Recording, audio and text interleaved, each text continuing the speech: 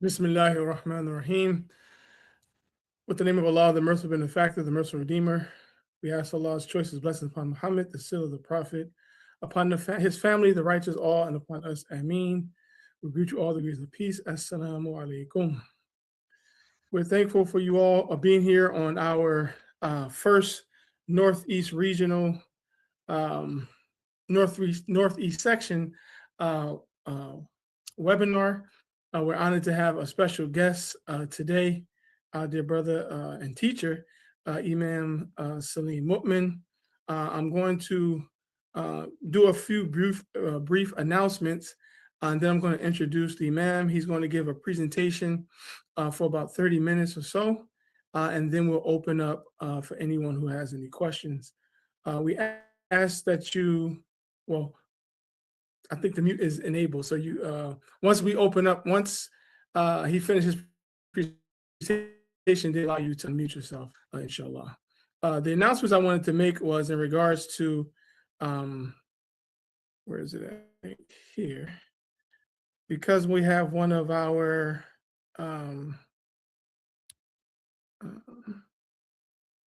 leaders and teacher, and also educator, we did want to share with those who are listening now and who will listen in the future an opportunity for you to join the Muslim American Logic. It's a free online Quranic Studies Institute. Here's the link here. I'm going to also put in the chat, and we'll also share this on our social media. There's also some publications that are available for you as well. Here's some two new publications. The Quran on the Quran, or the Quran on Quran, Self-Description and Core Concepts. And this is by the students of the Muslim American Logic Institute. And then we have an Invitation to the Way of Allah, Quranic Terms and Conceptual Foundations of Da'wah. This is also by the students of Muslim American Logic. And so, again, we'll share this information. And then here's our Imam Salim MuMin. Here's his book. His latest book is Transcending Thought, Reflection, and Commentary on the Quran. This is the first installment, chapter 65 to 70. So again, this link will be available in the chat as well as on the social sites that we share this information. So now we just want to give a brief intro to Imam Salim MuMin. He is the founder and the director of the Muslim American Logic. He is dedicated to the study and the preservation of Muslim American Quranic logic and teachings of Al-Islam in America. Alhamdulillah, he has served as an imam at M.A.L.I Mohammed and the Muslim Center in Detroit, and he has been involved in building schools in Ghana. He has received the special title Progressive Chief from the Bissau people of Ghana and is actively involved in projects to further the Islamic education and culture in his community. And with no further delay, I would like to introduce our Imam and teacher, Imam Salim MuMin. Welcome. Assalamu alaikum. Wa alaikum assalam. Thank you, Imam MujahidDeen. And I want to thank you for the invitation here to speak about the sighting of the new crescent of Ramadan. I'm going to read from notes that I have and about the sighting, and then comments dealing with the ritual of sighting the crescent. And afterwards, as he said, we can open for any questions or comments that we may have. This reading that I'm going over, I have termed it or coined it as a Warithian reading. A Warithian reading is based upon the readings of Imam Dean Mohammed. So from his name, I have termed this a Warithian reading, a Warithian commentary on this subject. So let me begin with the verse in the Quran Bismillahirrahmanirrahim. Where atna Musa, and we appointed Moses Thalathina Laylatan, 30 nights. Wa atmamnaha bi ashrin, and we completed it with 10. That's the completion is with 10. Fatamma mikatu, so the time completed, the time of his Lord completed is arba'ina laylatan, 40 nights. 30 with 10 completing the period for a completion for a total of 40 nights. This is the verse. What I'm presenting is based upon this verse. So this verse, it discusses Moses being appointed for 30 nights. Then adding or completing it with an additional 10 to bring the total to 40. This is viewed not just as a historical detail.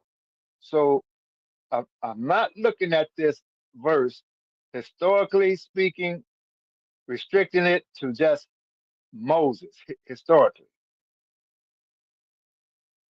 But more or less, I would say, an esoteric representation of the growth and completion of human, moral, and intellectual life. Moral and intellectual life. It can be understood as a symbolic pattern that recurs in human development, particularly in how Allah elevates leaders and communities from ignorance to conscious, responsible living. This idea of 30 and 10. So now, looking at the number 30, it symbolizes the purity achieved in human nature and through revealed guidance, particularly in the figure of Jesus, the Christ, or the Muslim nature. This idea of 30, it symbolizes purity, moral purity first that we have. And not only in the Muslim nature, also in the context of a fully developed human community. It reflects a human will and nature that remains pure from birth into maturity. This original pure nature can persist in adult prophetic responsibilities, especially when that purity is fully realized in a public mission. So every child is born with this pure nature. We all have in us not only this pure nature, but also the prophetic spirit or the prophetic soul is within every individual.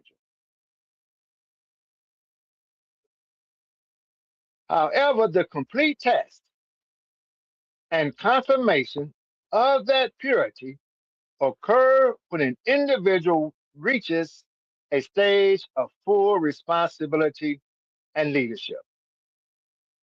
We know in our religion, every man is to be the imam in his own house.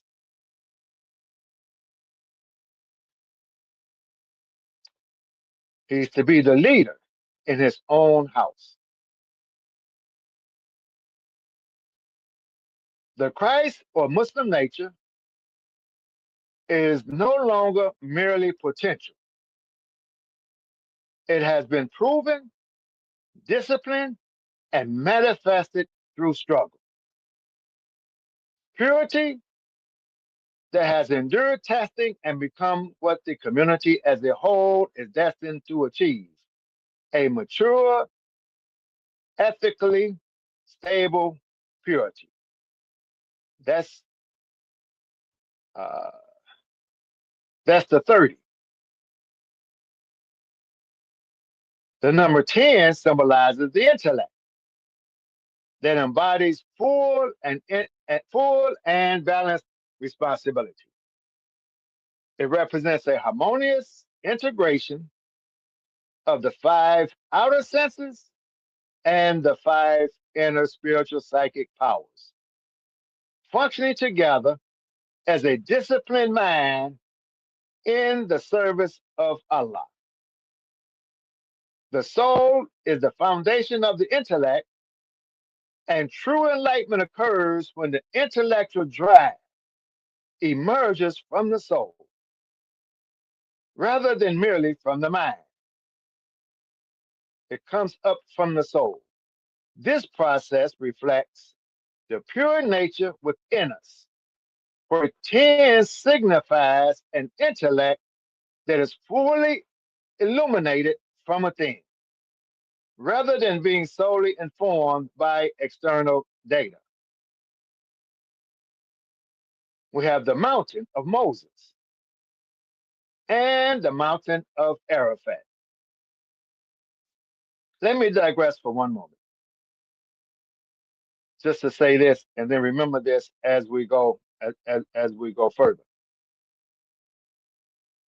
Muhammad the Prophet is traveling with a group, and he noticed the group of Jews, they're fasting, and he asked the followers, what are they doing? And they said to him that they are fasting in commemoration of Moses being freed from the Pharaoh. And the prophet mentioned, we have more rights to Moses than they do. Well, I have more rights to Moses than they do. Which way it goes, whichever way it goes. Now we have the mountain of Moses and the mountain of Arafat. Remember, we're not speaking so much historically, which symbolize the journey of intellect as it ascends from the base of common thinking to the pinnacle of clear binding logic. This journey then returns to apply that logic within the community. This process reflects how laws are internalized and transformed into a just social order. In this framework, 10 represents the complete cycle of human growth, from raw sensation to enlightened intellect and trustworthy leadership, ensuring that every aspect of human experience aligns with Allah's plan. That brings us to the number 40. The 40 signifies a stage of complete ripening, a point at which a person, mission, or community has undergone thorough testing and is now prepared to fulfill its destined responsibilities with clarity and stability. This concept is reflected in various contexts, such as the 40 years spent in the wilderness, or the 40 days of fasting and pilgrimage, the 30 plus the 10. It symbolizes a complete cycle of trial during which weaknesses are not only exposed, but also purified and disciplined rather than simply punished. When revelation occurs at the age of 40, like Prophet Muhammad, praise and peace be upon him, receiving his revelation, it is bestowed upon a nature that has already been fully tested. A community that has endured its 40 years of slavery, symbolically speaking, or as we use the number 400 years of slavery. nationalism, confusion, and reform can emerge with a more universal and balanced understanding of the Quran and reality. I hope we listen to that carefully. A community that has endured its 40 years of slavery, nationalism, confusion, and reform, 40 years and reform, can emerge with a more universal and balanced understanding of the Quran and reality. Much like an individual who reaches the age of 40 with a well-developed intellect. We extract this concept of 30 plus 10 for a completion of 40 from this verse and express it in ritual form by sighting the first crescent moon and counting 30 nights. We're taking this verse and the logic, the Warithian logic that we get from this verse and put it in the ritual, a ritual form, so that we will remember. By counting 30 nights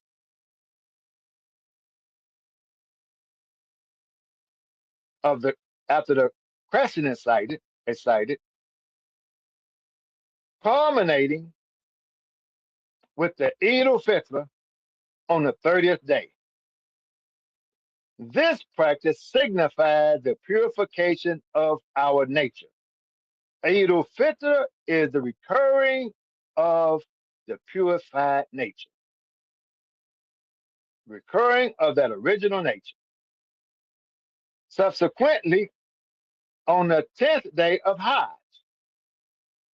30 plus 10, on the 10th day of Hajj, after returning from Mount Arafat, we celebrate Eid al-Adha, which symbolizes the completion of our journey, symbolized by 40. Eid al-Adha is the return of the greater light. The intellect comes on, as we're saying in this presentation. 30 plus 10, we have the 40. Now, the month of Ramadan is a calendar month used for telling time. That's the calendar month. Even though we do not use, maybe even have an Islamic calendar where we are using for telling the time. Yes, there are 12 months of the calendar, of the Islamic calendar, but for telling time, we use it for telling time. We use the calendar for telling times. But it is also a ritual month. Ramadan is a calendar month that can be used for telling the time, and it's a ritual month. We use it for the ritual month. Ramadan to us is a ritual month, not a calendar month for telling times. There's a difference. And the days of the two may not always align. In the ritual month, there are 30 nights, and the 30th day is the Eid al-Fitr. That 30th day may occur at the same time the 30th day occurs on the Ramadan calendar month, or it may occur on the first day of Shawwal of the calendar month. But in the ritual, there is no Sha'ban, there is no Shawwal. It's the ritual month of Ramadan.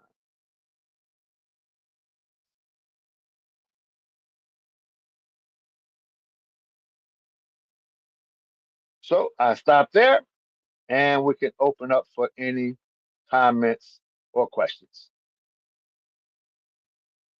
Thank you, Brother Imam. Alhamdulillah. So I'm going to allow each of you all opportunity to unmute your mic. If you have any questions or comments, the floor is open. You should be able to unmute your mic, inshallah. Just give us the greetings and let us know who's speaking.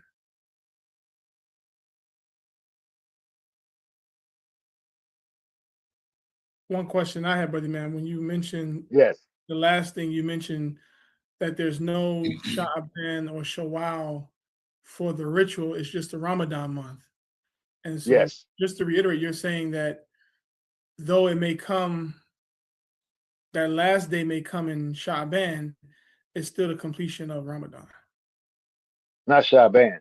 I mean Shawwal, excuse me. Yes, it's in the ritual, it's the 30th day of Ramadan. On the calendar, it may be the first of Shawwal. And so inciting so if the moon in the completion of the Ramadan ritual, are we looking for the moon, or we just completing the month? On the end, we're just completing the month. Yes, sir. Okay. The moon, when you hear people saying the month is 29 or 30, they're talking about the calendar month.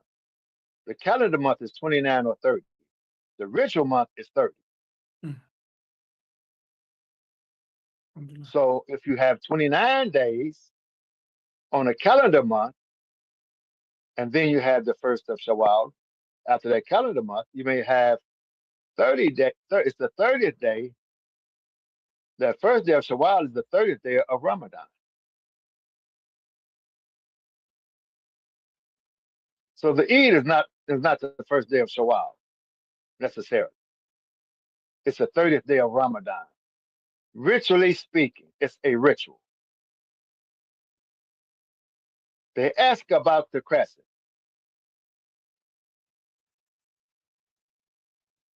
He says or tell them it's used for telling the time and the Hajj. The Hajj is a ritual. So we use it for the ritual.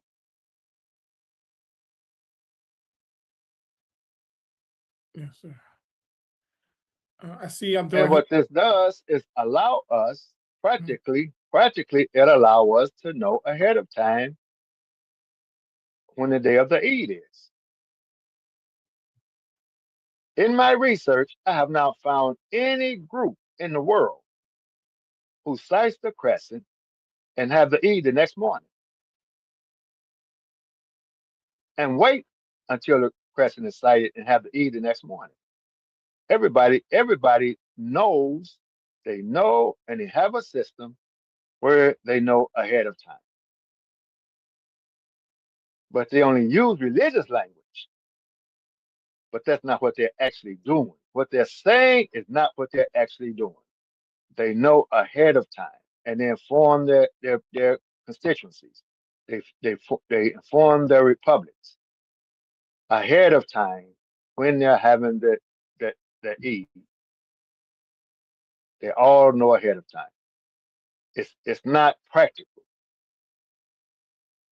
for them to wait the last minute to determine if there's an Eid or not. They don't even have the communication to make sure the people would know. And the logistics, the whole thing, they're not like that. In our imagination, that's what we think, because we read it in books. We read something someone wrote. That's what we think that people are doing. No, they know ahead of time.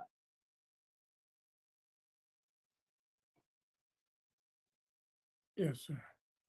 I have another one, but I'll let someone else come in. Brother Abdurrahim, you unmute your mic. Did you have a question or comment? Assalamu alaikum. Alaikum salam. Alaikum assalam. I mean, questions or comments. Okay, from what you're saying, I was trying to understand you, and you were making the difference between the Islamic calendar and the Ramadan month being the 9th month. And then the idea of the ritual calendar. And in principle, we just see it in light of a principal calendar because we don't actually live by the Islamic calendar. But the question about the sighting of the moon that ends the month of Ramadan, I really didn't quite understand you because it seemed like you're saying it's automatically predicted for 30 days and it's not so important about reciting another moon sighting again for the next month to come forward. Is that what you said? Yes. Well, they don't do like that in Philadelphia. Yes, and I just said that people, they talk like they do it, but they don't. That's not what they do. In Philadelphia, there's no way you could wait. It's not practical for you to wait for a crescent to be sighted, then inform everyone the Eid is the next morning. You could say it, but that's not what you do.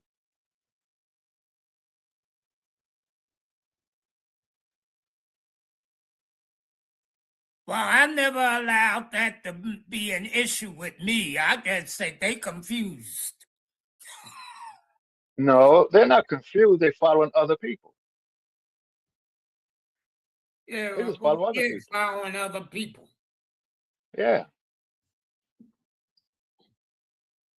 But what we're talking about is purification of that original nature. This is what we're talking about, right? Purifying that original nature and coming into full responsibility and leadership. That's what we're talking about. Being responsible for ourselves. Coming out of slavery. It's all in the presentation. Coming out of slavery, right? After 400 years, if you want to put it, or symbolically the 40. Coming out of slavery, right? Yeah, Nationalism, you're confusion, right. and reform. The reformer has come to us. Can emerge with a more universal, balanced understanding of the Quran and reality. I'm talking reality. In reality, you are not sighting the crescent and having to eat the next morning. You're waiting to see what somebody else says according to their method of having the Eid, which is not sighting the crescent. But we use that language of sighting the crescent.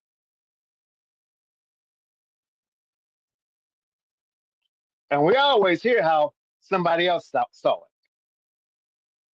Did you see it in Philadelphia? Or there's always somebody else saw it? See, I wasn't never on no Eid committee to be no moon sighting committee. I never was participating in that activity. I understand. But now you can. Is there a committee for prayer times? Do you consult with a committee every time it's time to pray?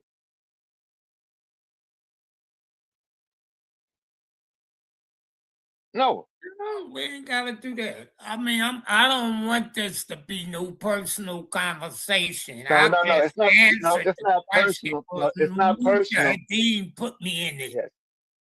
It's not personal. It's just that you're asking the question that everyone else wants to ask.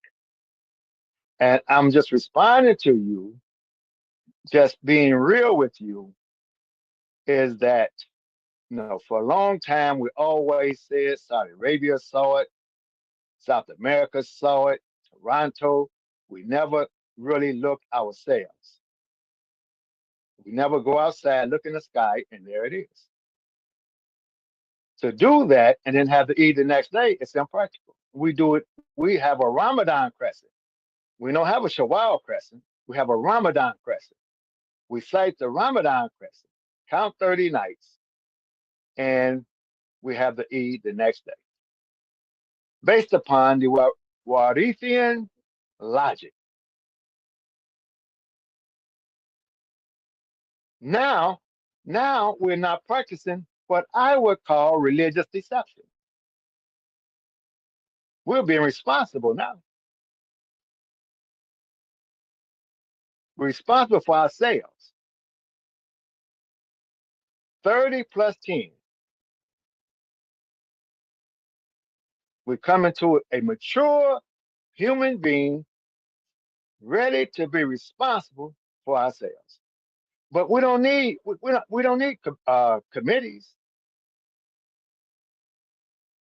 On the 18th, we call in on the 18th.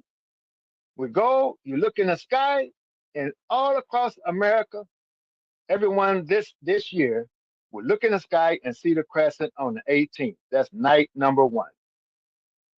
You don't need a committee. Go look. Call in and go look. And you hear people on cell phones. Why you need a committee? We got cell phones, right?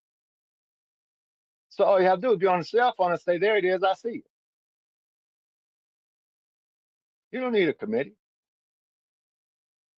You don't need to be appointed to it. I'm not the head of any committee. I haven't been appointed to anything. Yes, I have. Yes, I have. I had a talk with Imam IWDM Mohammed. This has been my interest for years.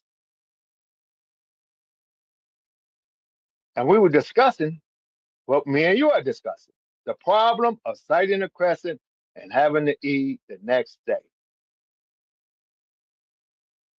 He told me he's going to make an announcement. He wants me to hear the announcement. And when you hear the announcement, I want you to teach and just keep teaching.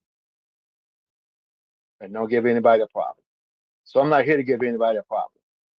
I have been teaching and I just keep teaching. I heard the announcement. The announcement came from him. Sight the crescent. That's the first night. Count 30 nights. The next day is the Eid.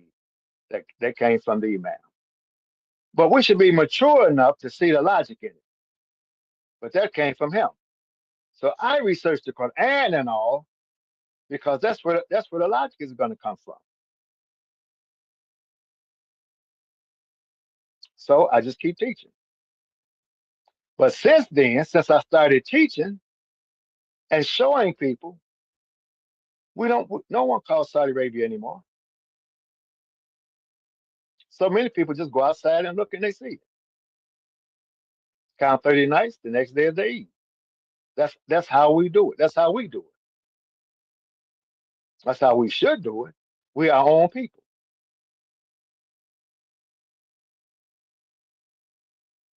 But I'm just saying, as someone else. Just when Ramadan starts, ask somebody, when is the Eid? They'll tell you. So how do you know? Well, that's just when the Eid is. They have a way of determining for themselves ahead of time.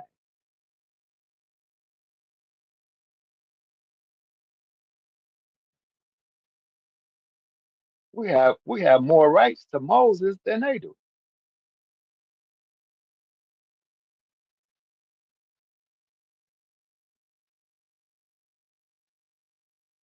Okay. MujahidDeen. Yes, alhamdulillah. So I just put in the chat the link for anyone who wants to join us on the 18th. You can copy and paste that. So this is the Q&A part of the session. I did allow everyone to unmute their mics. I also saw Nuruddin open his mic and Brother Alfonso. If you all still have a question, you're welcome to ask your question or comments at this time. And anyone else as well. Assalamu alaikum. Walaikum salam. I just wanted to say this. Right. I'm from Philadelphia, and I don't think the brother could speak for everybody from Philadelphia about what we do, because it's as the Imam was just saying, being from Philadelphia, I sight the crescent and count 30 nights. So it's not, he can't speak for all Philadelphians as he is saying. So I just wanted to make that point clear. Assalamu alaikum. Walaikum salam. Alhamdulillah. Anyone else? Any questions or comments in relation to what was presented, or any other questions in regards to Ramadan, the moon sighting? So the question I was going to ask, Brother Imam, I see some people and yourself also share the radar. You guys use like an online platform. Can you speak about that in regards of where it's a possibility to sight the Ramadan beginning moon? Yes. Okay, let me just ask this question. It's not what the individual does. What does the people in Philadelphia do? If you are part of the community, what do they do? What do they do that all the common people know what they do, and they could do it, anyone could do it too? What do they do? What's the method? Not just Philadelphia, any city. Any city in America, what do they do?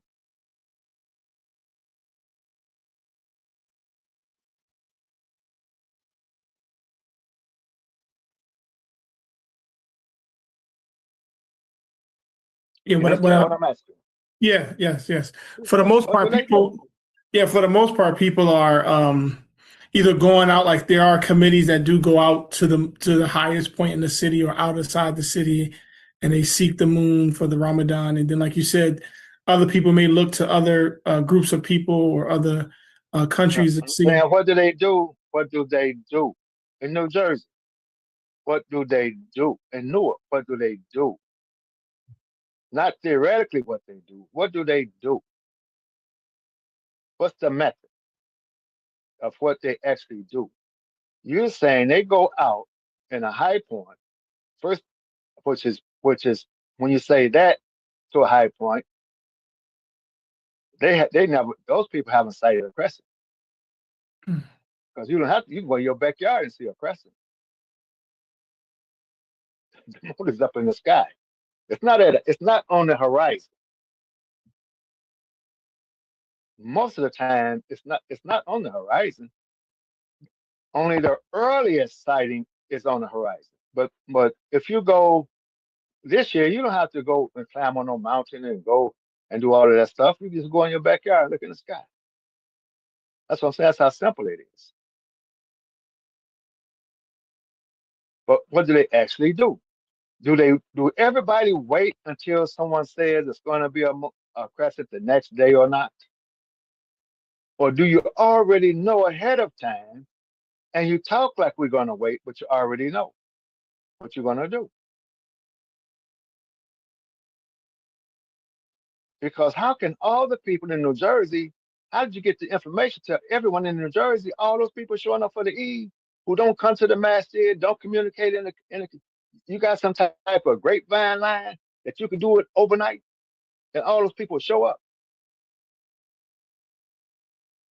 and be prepared? The confusion, there's no confusion.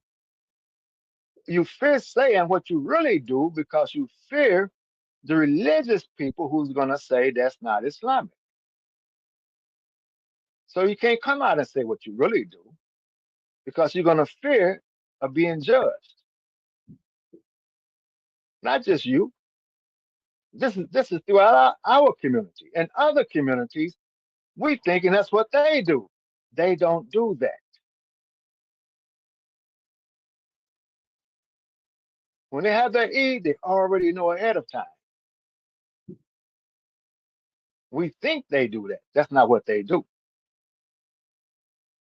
Not for the Eid.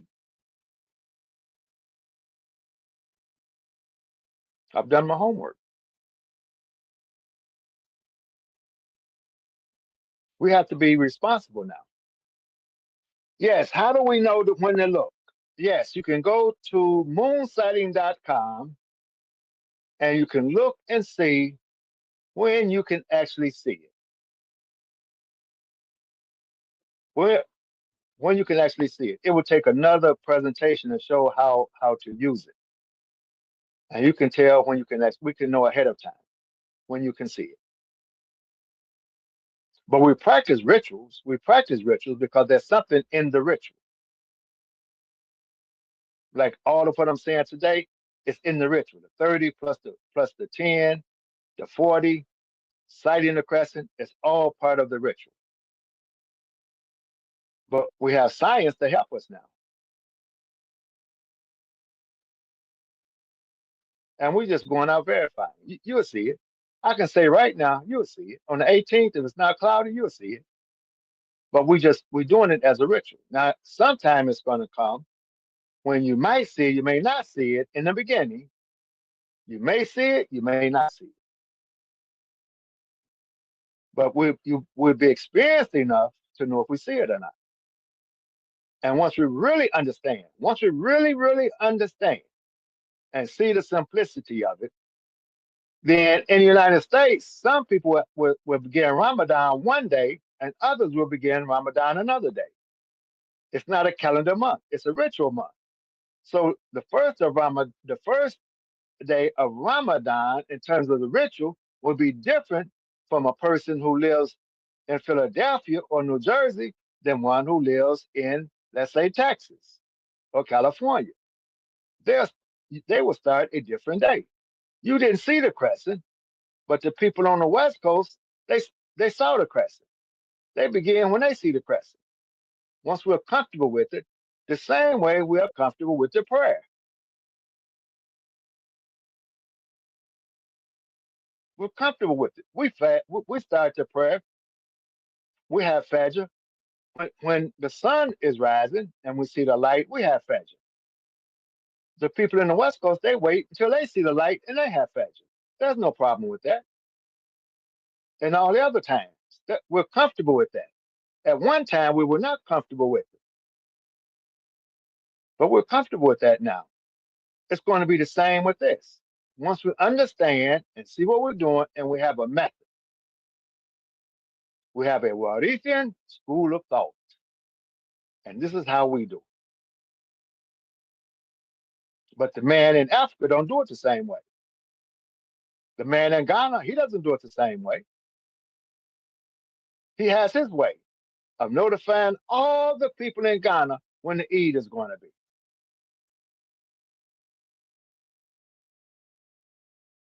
Ahead of time. And they don't have confusion because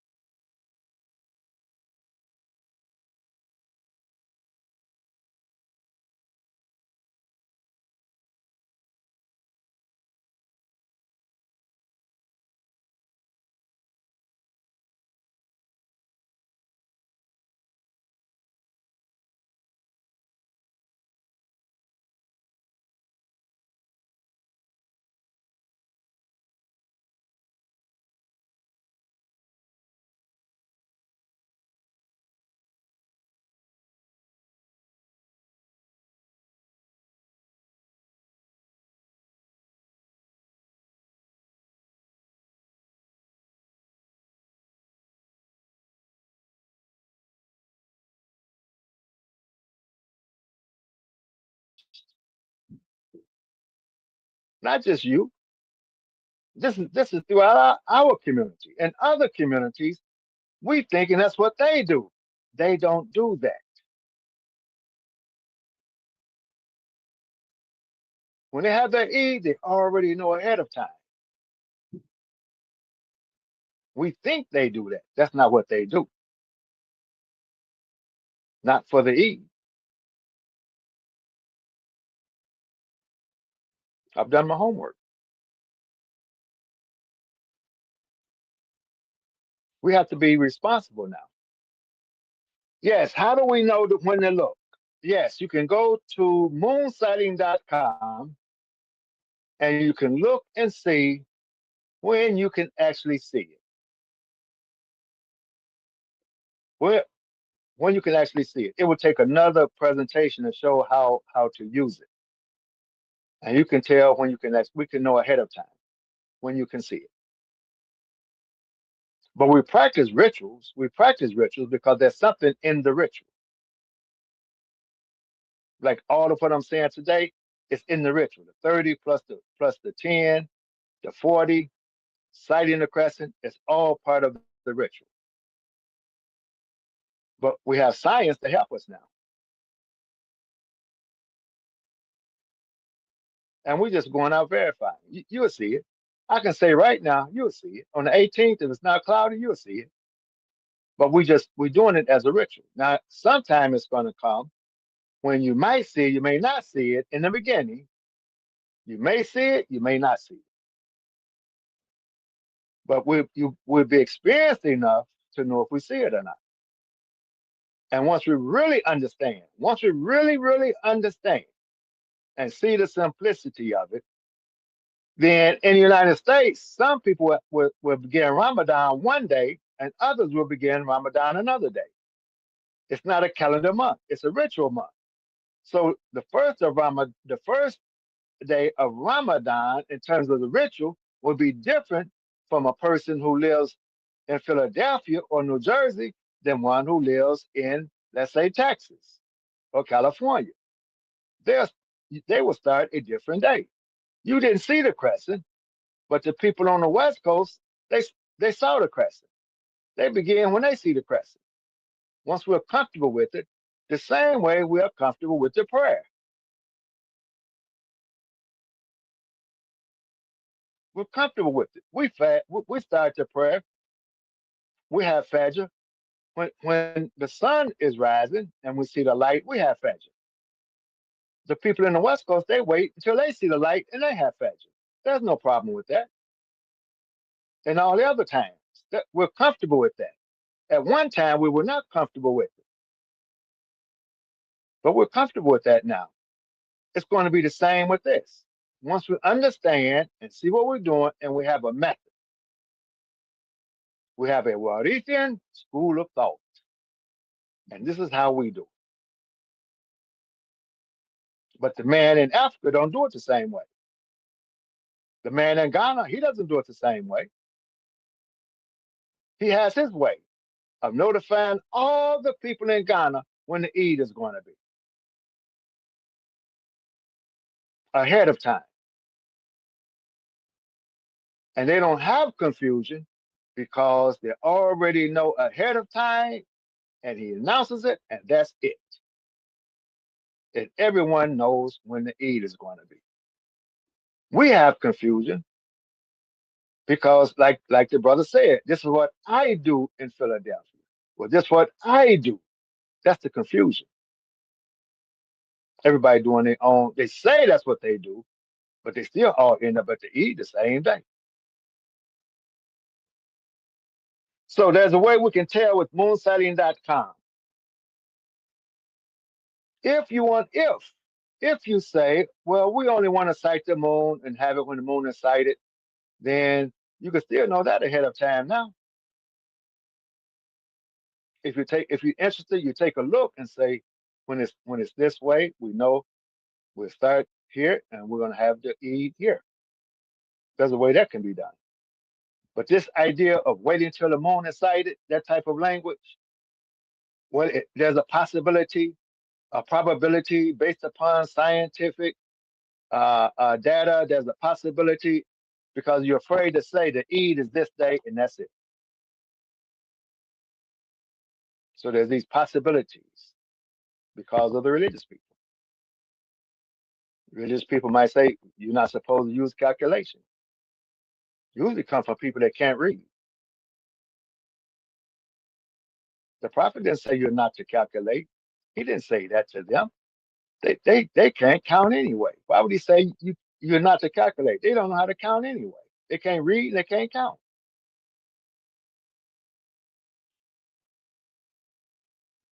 And a lot of those hadiths are tampered with anyway.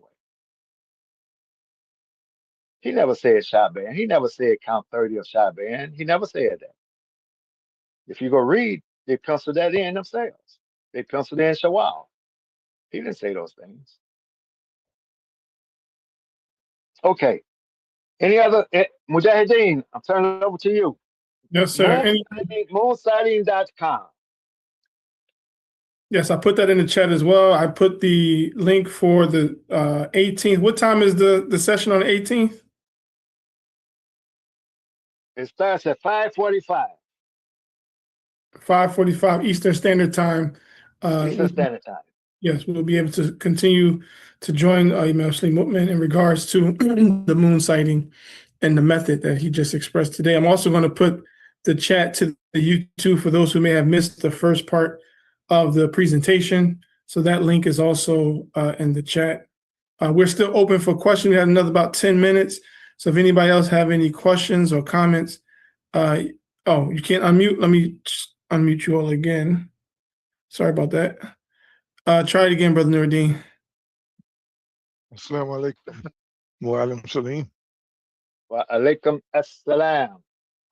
Can you explain the difference between the Ramadan ritual and the Ramadan calendar? What is the difference between the two? Yes. Okay. The calendar. The reason I'm saying a calendar, the calendar you use for telling times, right? Like we use the calendar. Today is the 7th, February the 7th. Tomorrow is going to be the 8th. We know when the 1st of March is going to be. We all agree to this calendar. And we use this calendar for telling times. And we use it for commercial usage. In terms of things that we have to do, we all are tied to this calendar for telling the times we all agree upon. That's the idea of a calendar, right? A commercial calendar for telling the time. Now, a Ramadan calendar, I mean, not a Ramadan, an Islamic calendar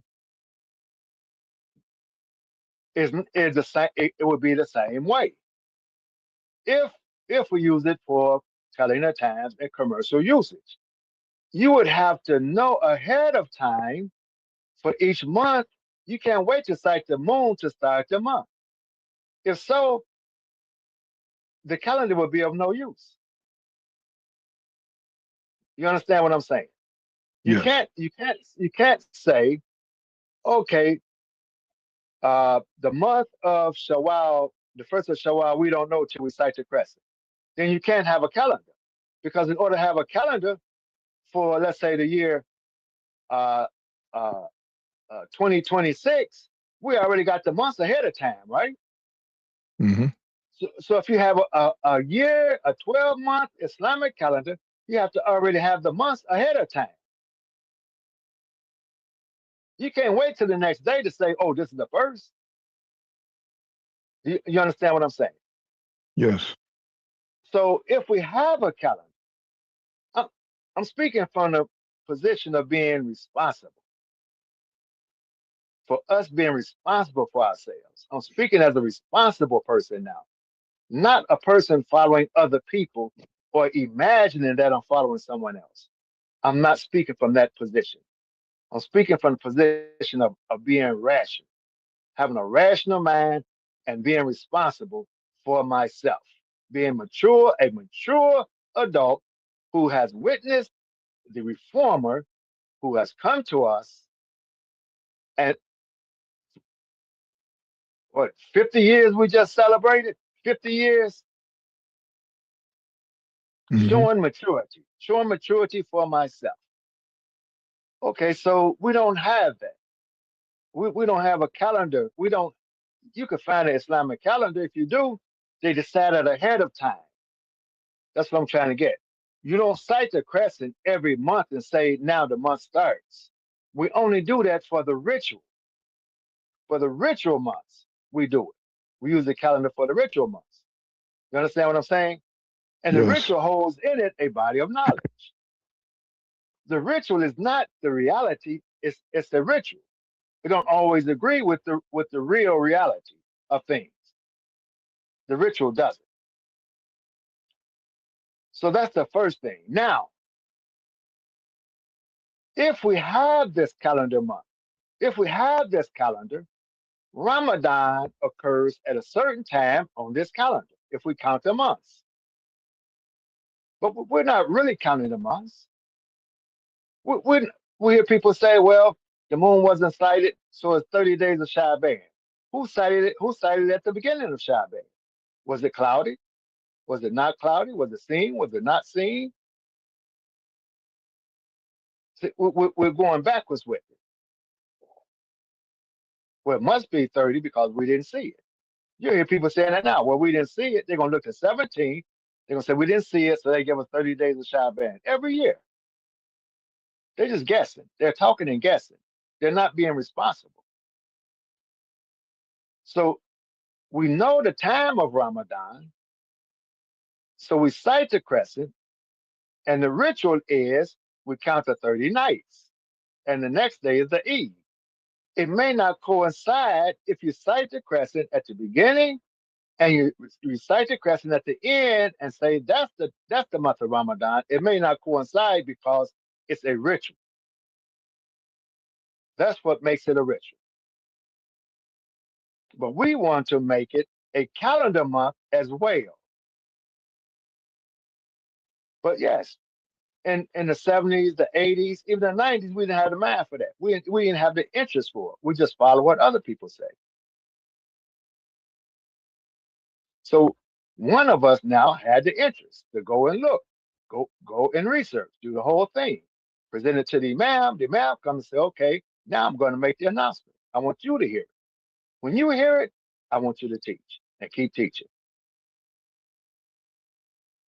Don't give anybody a problem. And soon, once we start doing this, if we make it known this is what we're doing, I believe the other people who's practicing religious deception and they say they are will follow us. Alhamdulillah. And that's what the Imam told me. The Arab Imam, he told me, he said, Salim, I'm doing the research, the real research, not guessing, of what people actually do. And I asked him, what do you all do? He says, well, I call Saudi Arabia. And I said, okay, what's the next obvious question for someone who researches? What's the number? I asked, okay, what's the number? So I can call too. He said, Salim, there is no number. There was never a number. Who knows the number to Saudi Arabia? There is no number. He says, we just do that for you religious people. As soon as we mention Saudi Arabia, you'll leave us alone. I said, well, what do you actually do? He says, I look on the calendar. All the people in Dearborn, Michigan do not attend the masjid. They don't have a communication system to do things overnight. He says, if I follow you and cite the crescent, which I was thinking, you cite the crescent and then have the Eid. He says, Salim, if I follow you, a lot of people are going to miss the Eid because they won't know. And then I lose my job. So I'm not following you. I lose my job. I'm calling Saudi Arabia. But actually what they do, they look on the calendar. When the calendar say new moon, the next day is the beginning of Ramadan. If the calendar say new moon, the next day is the Eid. That's what they actually do.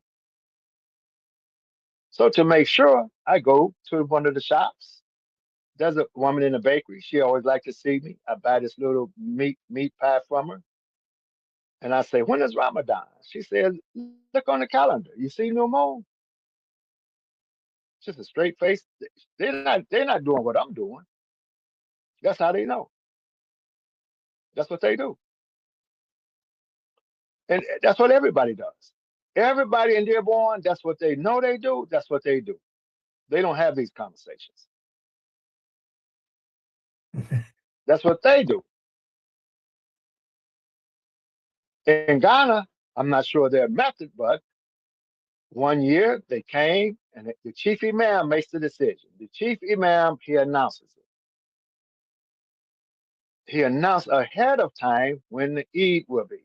Someone comes to him and they said, so-and-so saw the crescent, and somewhere in Ghana, the chief imam said, that's good. We're still having an Eid when we said it. Mm. Now, if they want to break their fast, fine. Anybody want to break their fast, fine. But we having an Eid when I said it the first time. He didn't change. Because all the people in Ghana already know when the Eid is going to be. He's not going to change it at the last minute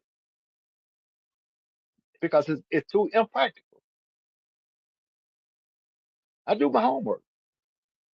In our community, we listen to hear what other people are going to do. Then we pretend that we did it.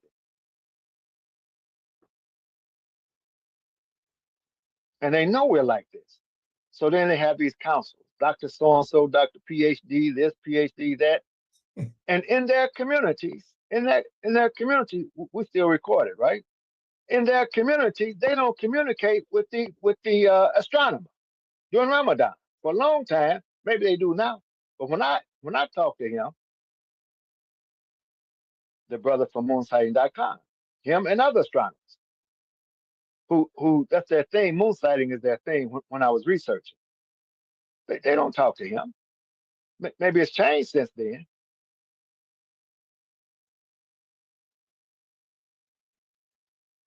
But we imagine, because we have the inferiority complex. We imagine what other people do. I called Saudi Arabia too. I called the embassy. I called them. And they say, what? You want to know what? We don't know what you're talking about. Mm. They put me to the religious division. They say, you want to know what? Oh, we don't know. We don't know what you're talking about. Because that's not what they do.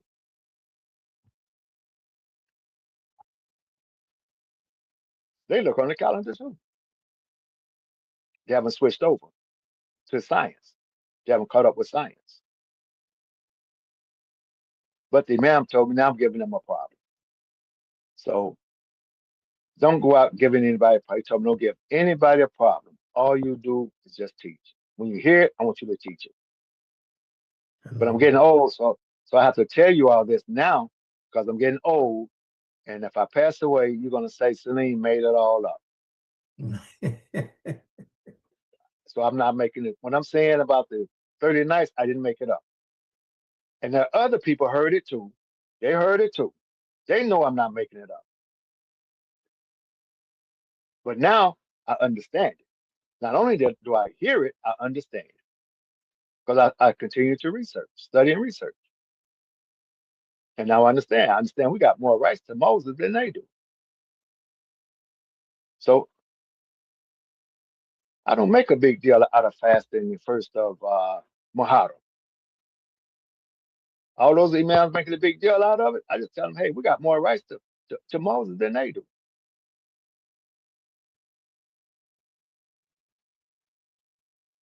Muharram is not in the Quran, is it? No. No. I'm coming from the Quran.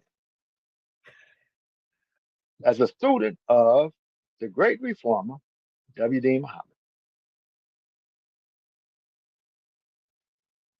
And I haven't violated, have I violated the hadith? Nope. No. If you count the last 10 nights, you got to know how many you're counting in the beginning, don't you? Yes. If you say we're counting the last 10 nights, the question is how many are you counting? To know you're on the last 10. You're counting 30 nights. So the 27th night, if that's the night of power, you got 28, 29, 30, that's the last 10. If you count 31 nights, that's the last 11. The Eid day is a Ramadan day. It's not a Shawwal day. It's a Ramadan day. The 10th day is the Hajj day. It's the Eid day.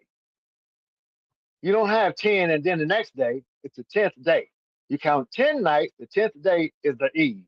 You count 30 nights, the 30th day is the Eid.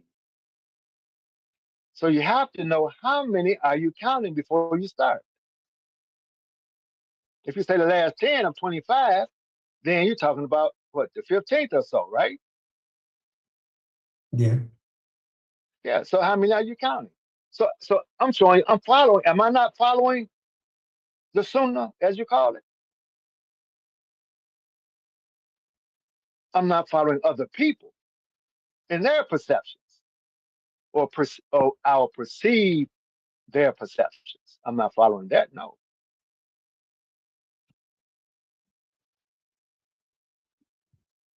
What happens if it's cloudy? Count 30. Not 30 Shaban. Count 30 of Ramadan. It's a ritual. But now we have a communication. If it's cloudy, someone else will see it.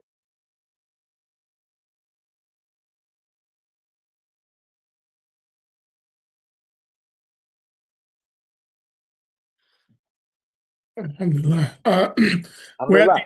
We're at the hour, but if there's any more questions before we close out, I do see Alfonso unmuted. Did you have a question or comment? Assalamu alaikum. Walaikum salam. Wa alaikum assalam. Yeah, the comment I just wanted to make is that this method is for citing the person is very easy. I like it, and because I can go out in my backyard. I don't have to go up to the city, go up on a high hill and look. I can walk right in my backyard, look with my own physical eyes, and Sure. see the person. Yes. It's a blessing. It's that simple. Yes. So I just wanted to make that comment. Yes. Yes, sir. Imam Derek, you also on? You unmuted? Assalamu alaikum. Walaikum salam. Can you hear me? Yes, sir. Alhamdulillah. I'm just getting home, man. When I just leave it, I just left you. I'm just getting home. So I caught the last 35. I caught 35 minutes. I missed it. So I'm going to look for you to post. Imam Salim. If I could reach out to you or MujahidDeen who can explain this in real detail, I like to know the science of it. I think we should take it to another level. It's very interesting what you did. What I just heard you say, and I like to know the details. So I can know it. Like I know my own self. And that's good, yes. So we can stop the arguments and the division, amongst this community, and other communities. I think that this little stuff that we do, it divides, And I heard a brother from Philly saying, "You can't tell me what to do." Well, we're doing Philly. I didn't get that part, but we get tired of this stuff. So I like to talk and hear the real science of what you're saying from the beginning. I don't want to read it. I like to actually hear you explain it to you. If you got time, I'll pay you for your time to get that knowledge from you. But alhamdulillah, I'm looking. So we're gonna do this again on the 18th, you saying? On the 18th, he has information. Or you can get Okay. MujahidDeen can give you my phone number. Okay, inshallah, I'll be happy to do that, If you're interested. Got you. Okay. Yeah, MujahidDeen do that. I'll call you like this week and we can talk, inshallah. Okay, inshallah. And then we go step by step so I get a clear understanding, of what you're doing. I appreciate what you're doing, and we teach the whole community, like you say, you're not gonna be around forever. We need to take this thing to another level. So alhamdulillah, that's what I'm about. Okay, so anyone else? Again, I did put the link for the 18th in the chat. I'll repost it because I know sometimes when people come in late, they can't see it. I'll also repost the link for the YouTube. We have a hand. Brother Ahmed, assalamu alaikum. Are you able to unmute? Alaikum. So I was just going to say that, you know, during the time of the Prophet Muhammad, and peace and blessings be upon him, that as Islam started to grow, think about if it was practical for everybody to use one reference to start and conclude Islam like we try to do. And it wasn't then, because you couldn't pass a message miles and miles to other communities of Muslims or groups of Muslims at that time. Think about, if you think back to then, how that wouldn't work then, and that's still not the way today. You cite the crescent wherever you're located at, and that's the first day, or the first night rather, of Ramadan.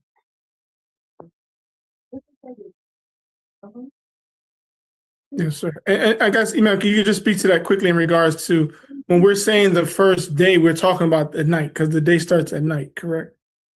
Yes. Yes. Okay. The night, it starts. It starts that night. But I can't say I can't go. We have what the prophet is saying. We have that. But like I'm saying, it's tampered with, but we have that. Their method, what they did and how they did it, I don't have that. I don't have that to know what they actually did. So we have to imagine what they actually did, right? Maybe they became responsible for themselves. The groups and the people became responsible for themselves. The prophet taught them and they became responsible, right? That's how we get these schools of thoughts. Then someone goes to another area, another place in time, they'll say, that's not practical. That's not practical for us to do exactly what the prophet did. That's not practical.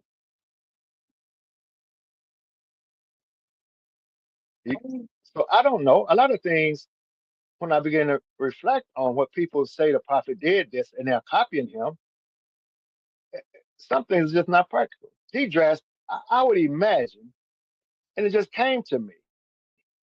I went to Ghana and I put on some clothes in Ghana.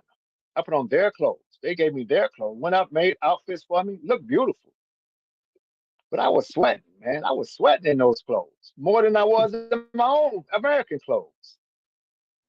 So I said to them, you know, maybe these are not your clothes. Mm-hmm.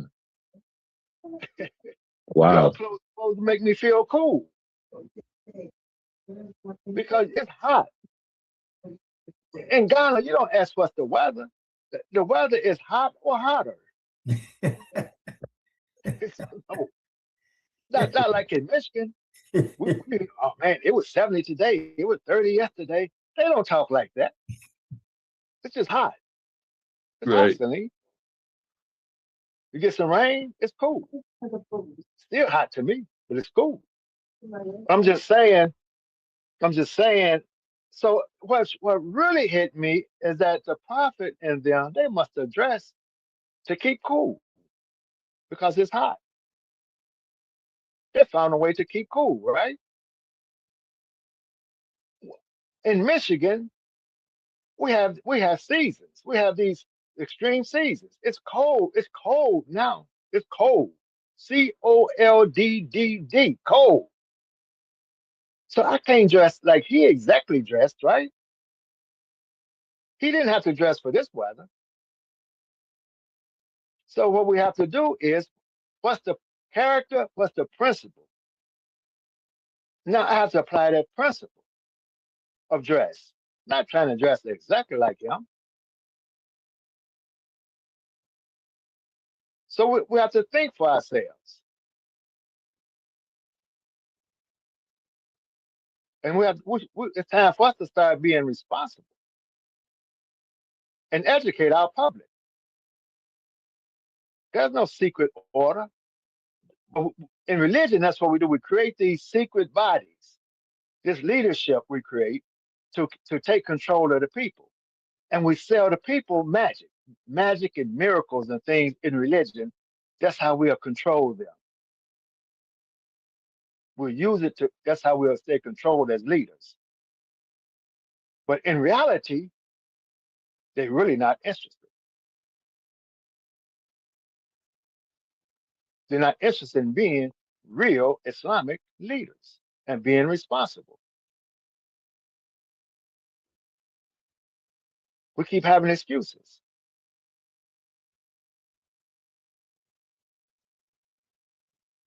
Of being responsible for ourselves.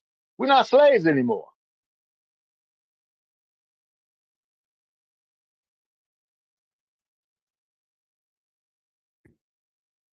Where somebody is responsible for us. We got rid of the names and everything. So it's time for us to stand up and be responsible for ourselves. We have to educate ourselves in this religion. We had to reform. Everybody does not get a reformer. Everybody doesn't get a person like the Imam that comes to them and help them. Don't let history say those people didn't follow him. Just like the people didn't follow Shuaib.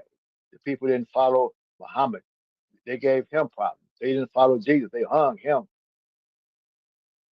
They didn't follow Moses. They gave Moses a hard time. They gave W.D. Muhammad a hard time too. When we look at history, they didn't follow him. A good man, teach, but they didn't follow him. Don't let history tell our story like that. When they go and find what he left and what he was teaching, and they take it and use it and look at us and say, look at them. They didn't follow him.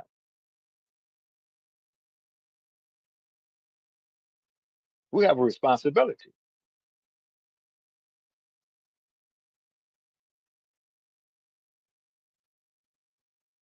Worse than the people of Harriet Tubman's time.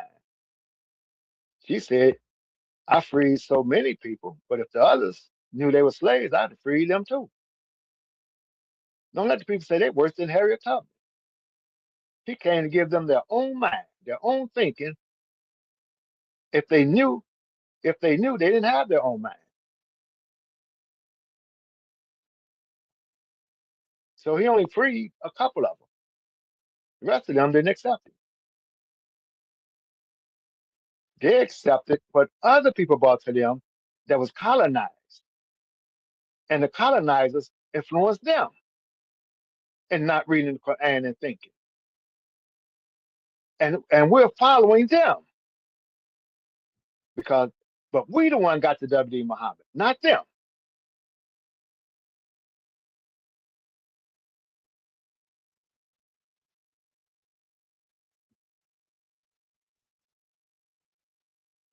So I got it from the Imam.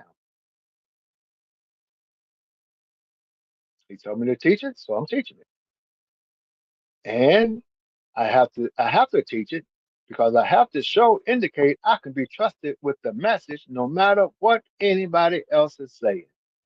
I am still trusted with the message and to teach it. I can be trusted. Others can't be trusted because they may succumb to social pressures that they imagine will come on them. No pressures have come on me. Nobody gives me a hard time. I don't give anybody a hard time. I've not got a phone call from anybody.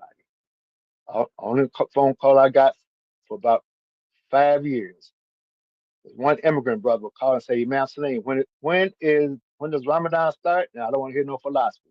Just tell me the day. He doesn't want to think about it. Just tell me the day. I know you doing this. Tell me the day. I tell him the day. He say, okay, good.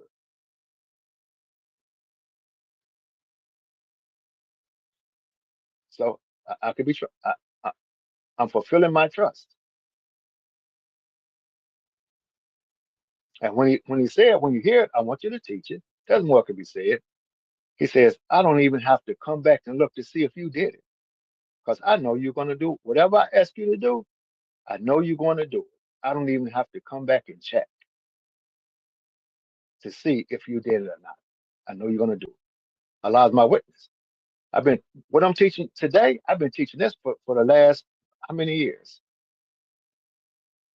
Since 2008. Every year since 2008. I've been teaching this every year since 2008. But I don't give anybody a problem about it. And I'm not going to come and check to see what you did in Philly or New Jersey. I'm not checking. Unless I'm doing more research, but a lot of the research is done.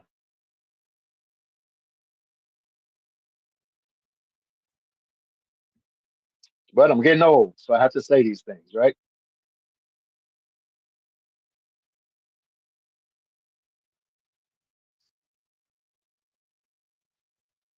MujahidDeen.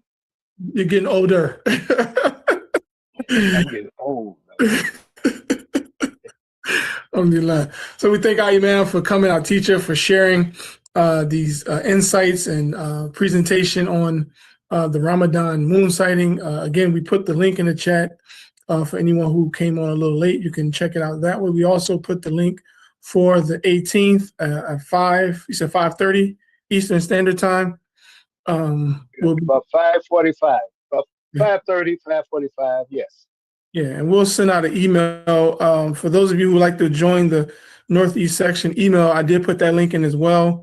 The bit.ly link is the link for you if you're not signed up to our email.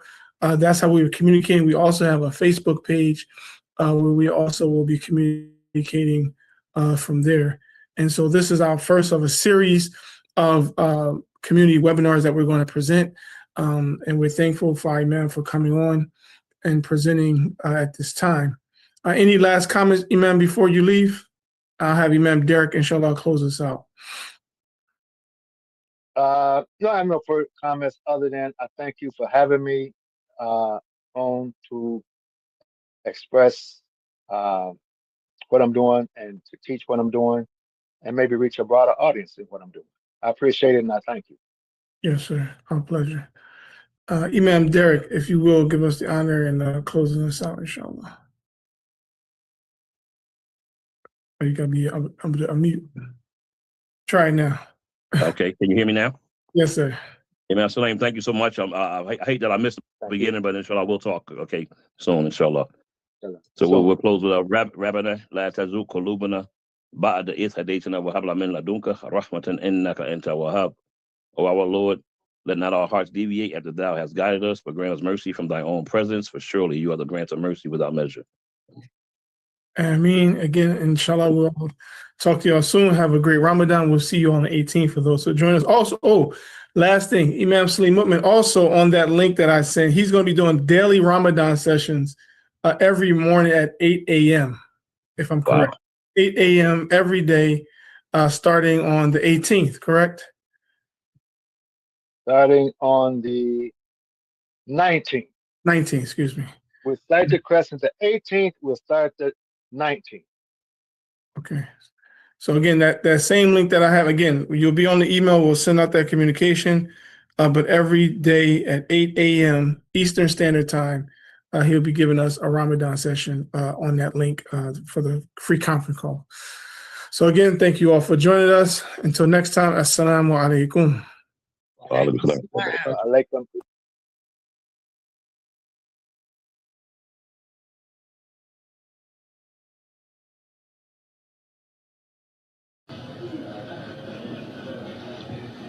Now, in concluding this, when the slave traders and the black traders of Africa, traitors, different, traitors, when the slave traders and the traitors of Africa called themselves Muslims, were fighting each other and carrying on and weakening their people over there so that the white traders come in there and get us, take us on slave ships and bring us here. Now, All right? Yeah. So now, when all that happened, what you think was happening to our human soul? Let me tell you, God has given me an eye to see into the very abstract form of the human being by my study of the Quran. Yes. Now, I'm going to tell you what was happening. I know, as if I was there. The soul of those victims had given up on this world. They knew they were going to their death. They knew they were going to circumstances that were going to finish them off. They would never have their lives again. They knew that. But in their soul, they were saying, our children will one day be free again, and they will serve God. We have failed, but our children will one day serve God.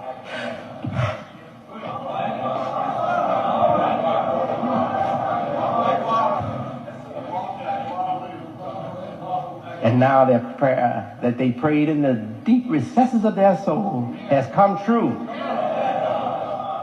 And not only are the descendants of the black people of Africa from Islam coming to Islam, taking up the divine cause, but those who never were Muslims, their children from Christianity, their children from Judaism, their children from paganism are embracing Islam in America. And we are going to build New Africa. New Africa, right here in the United States. Allahu Akbar. And the soul of those suffering victims, they're rejoicing because of us here today.